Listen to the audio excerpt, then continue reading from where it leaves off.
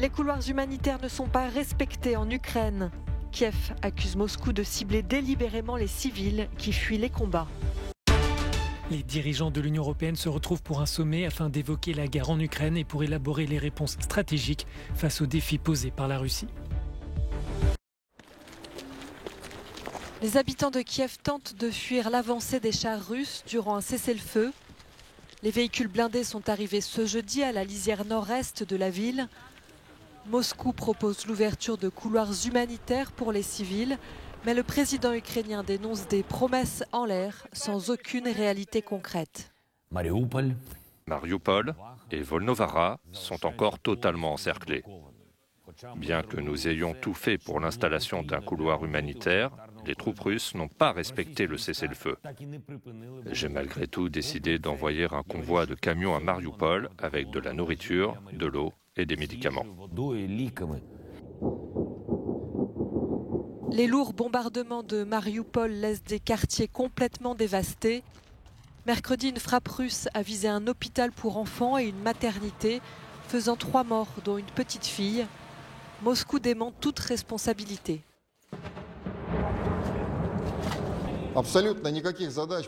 L'aviation russe n'a mené absolument aucune mission visant des cibles au sol dans la région de Mariupol. L'analyse des déclarations des représentants du régime nationaliste de Kiev et les photographies de l'hôpital ne laissent aucun doute. La soi-disant attaque aérienne est une mise en scène organisée pour maintenir un sentiment anti-russe dans la population occidentale. Nous soutenons tous les efforts pour documenter et enquêter sur de potentiels crimes de guerre en Ukraine. Nous avons d'ailleurs des témoignages très crédibles d'attaques intentionnelles de civils, ce qui constituerait un crime de guerre pour la Convention de Genève. Au 16e jour de l'invasion russe, plus de 2 millions d'Ukrainiens ont fui la guerre et les bombardements. Kiev a perdu la moitié de sa population. Les 2 tiers de ces réfugiés se rendent en Pologne. La guerre en Ukraine est au centre des discussions du sommet européen qui se tient jeudi et vendredi à Versailles. Les 27 ont fait preuve d'une unité indéfectible jusqu'à maintenant dans leurs sanctions à l'encontre de la Russie.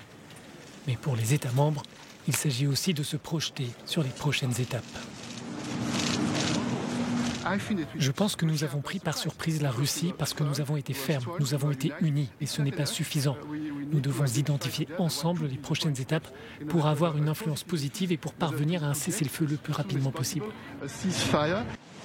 Les dirigeants de l'Union évoqueront aussi la demande d'adhésion rapide déposée par l'Ukraine. Les États membres de l'Est soutiennent l'idée d'un processus accéléré. Sans remettre en cause la candidature ukrainienne, d'autres capitales soulignent cependant que cette procédure demeure longue. Qu'il n'y ait pas de doute dans le fait que les Pays-Bas et l'Ukraine sont côte à côte. Mais il n'existe pas de procédure rapide d'adhésion. Ça n'existe pas. Les chefs d'État et de gouvernement étudieront aussi comment réduire la dépendance énergétique de l'Union. Un projet présenté par la Commission européenne est déjà sur la table. Il propose de réduire de 2 tiers d'ici la fin de l'année les approvisionnements en provenance de Russie. Certains pays souhaitent même aller plus loin avec la mise en place d'un embargo sur le gaz et le pétrole russe. Je suis convaincu que nous devrions arrêter les importations venues de Russie pour pousser Vladimir Poutine à s'installer à la table pour mettre fin à la guerre. Face au conflit en Ukraine, les 27 veulent étudier les moyens de renforcer leur capacité de défense. Un accord semble se dessiner sur une augmentation des dépenses militaires avec un effort particulier sur les lacunes stratégiques de l'Union. Il considère les sanctions occidentales comme illégitimes. Le président Vladimir Poutine s'est exprimé lors d'une réunion avec son gouvernement en affirmant que la Russie allait résoudre calmement ses problèmes. Selon lui, Moscou continuera à remplir ses obligations contractuelles en exportant le pétrole et le gaz, y compris à travers l'Ukraine. Nous respectons toutes nos obligations en matière d'approvisionnement énergétique. Tout ce que nous devons fournir, nous le fournissons à nos principaux consommateurs, tant en Europe que dans d'autres régions du monde. Même le système de transport de gaz en Ukraine est rempli à 100%, conformément au contrat. La Russie est un important fournisseur d'énergie. 40% du gaz européen provient du pays. Parmi les autres conséquences des sanctions prises par l'Occident et qui inquiètent Moscou, les grandes banques russes ne peuvent plus fonctionner à l'étranger, entraînant une chute spectaculaire du cours du rouble.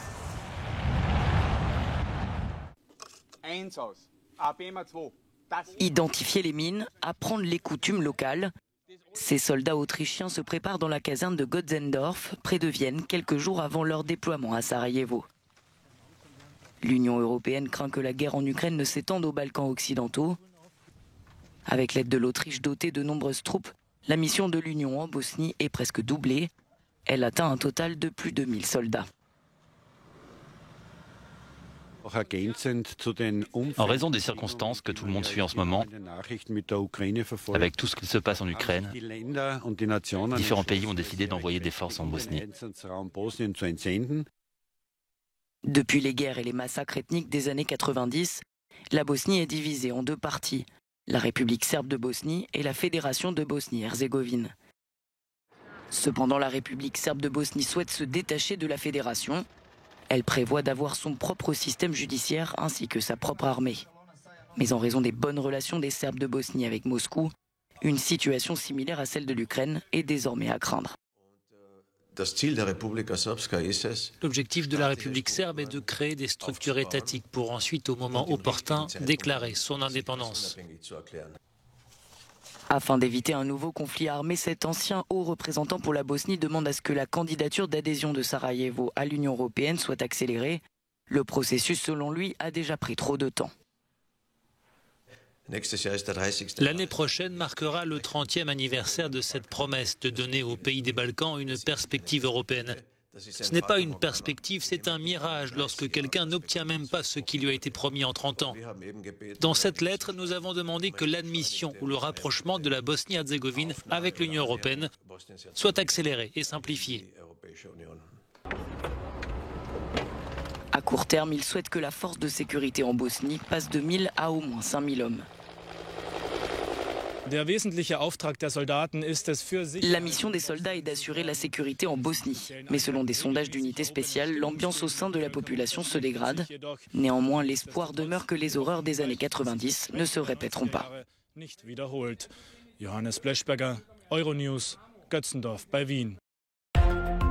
Le groupe État islamique a confirmé ce jeudi la mort de son chef Abou Ibrahim al-Hashimi al-Qourachi. Les États-Unis avaient annoncé son décès début février lors d'une opération américaine dans le nord-ouest de la Syrie.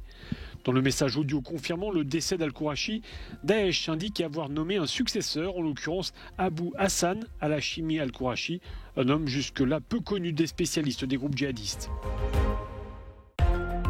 Le tribunal spécial des Nations Unies pour le Liban a jugé coupable en appel 2 membres présumés du Hezbollah pour leur rôle dans l'assassinat de Rafik Hariri. Les faits remontent à 2005. L'ancien Premier ministre libanais avait été tué dans un attentat suicide à Beyrouth. Le suspect numéro 1, également membre du Hezbollah, a déjà été condamné à la perpétuité par ce tribunal en 2020. Les personnes poursuivies et jugées dans ce procès le sont par contumace, le Hezbollah refusant de les remettre à la justice. En France, l'acteur Gérard Depardieu a bien été mis en examen pour viol et agression sexuelle.